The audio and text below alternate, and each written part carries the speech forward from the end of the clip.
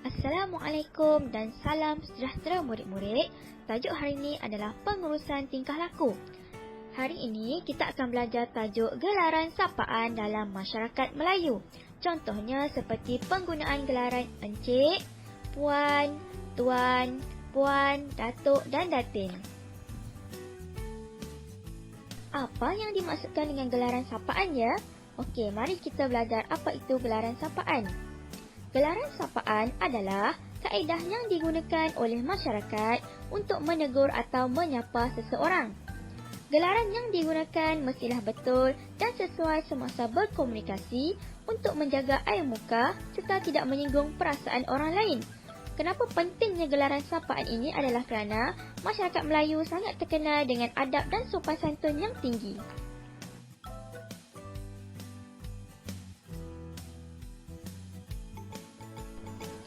Gelaran sapaan ditentukan oleh pangkat atau status seseorang dalam masyarakat.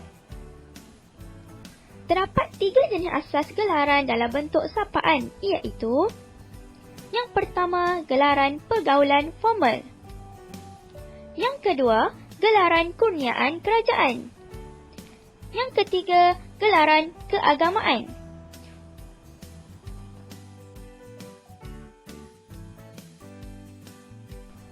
Mari kita lihat gelaran yang pertama, iaitu gelaran pergaulan formal. Contoh yang pertama adalah tuan. Tuan digunakan untuk orang yang mempunyai kedudukan yang lebih tinggi daripada penutur. Contohnya seperti orang yang mempunyai jenis jawatan yang tinggi, seperti Tuan Guru Besar atau Tuan Pengetua yang mempunyai pangkat yang lebih tinggi daripada kita. Yang kedua, orang yang bergelar seperti haji atau profesor.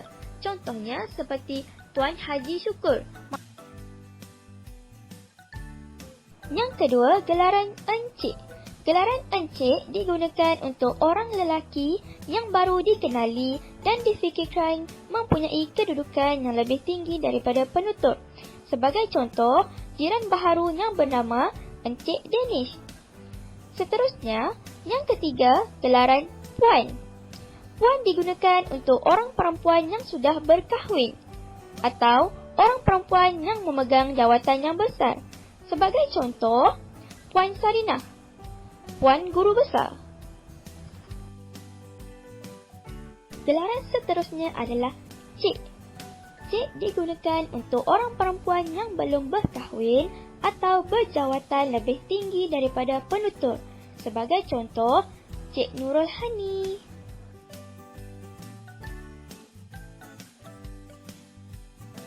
Gelaran jenis yang kedua adalah gelaran kurniaan kerajaan. Gelaran kurniaan kerajaan ialah gelaran yang dianugerahkan oleh kerajaan dari semasa ke semasa kepada individu yang dianggap berjasa. Contoh yang pertama adalah datuk.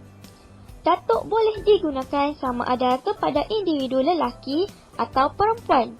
Sebagai contoh, Datuk Siti Nurhaliza dan Datuk Lee Chong Wei.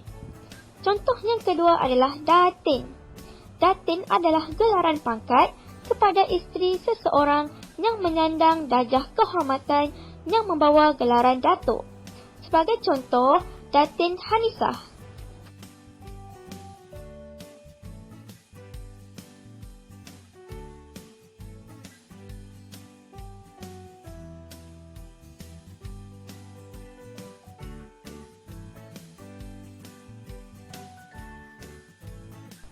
Gelaran yang ketiga adalah gelaran keagamaan.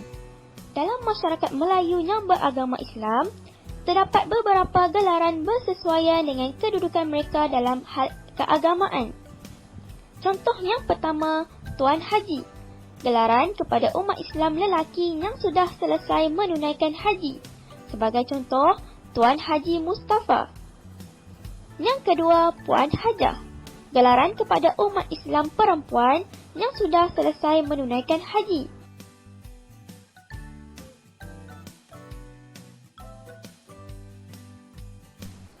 Dah faham kan jenis-jenis gelaran sapaan? Okey, mari kita ulangi semula gelaran sapaan yang dipelajari hari ini. Kita sebut sama-sama ya. Yang pertama, Tuan. Yang kedua, puan. Yang ketiga, encik. Yang keempat, cik. Yang kelima, datuk. Yang keenam, datin. Yang ketujuh, Tuan Haji. Yang ke-8, Puan Hajah.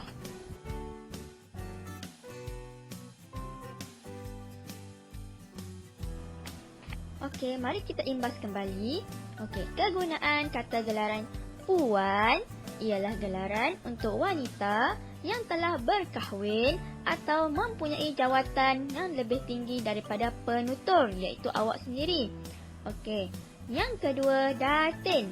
Datin ialah gelaran untuk isteri seseorang yang menyandang darjah kehormatan yang membawa gelaran datuk.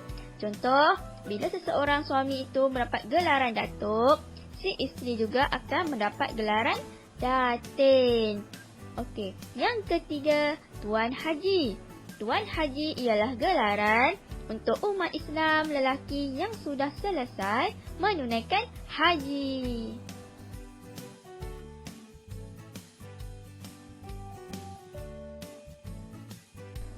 Seterusnya, yang keempat, Puan Hajah. Puan Hajah ialah gelaran untuk umat Islam perempuan yang sudah selesai menunaikan haji. Okey, yang kelima, cik. Cik pula ialah gelaran untuk perempuan yang belum berkahwin atau berjawatan lebih tinggi daripada penutur.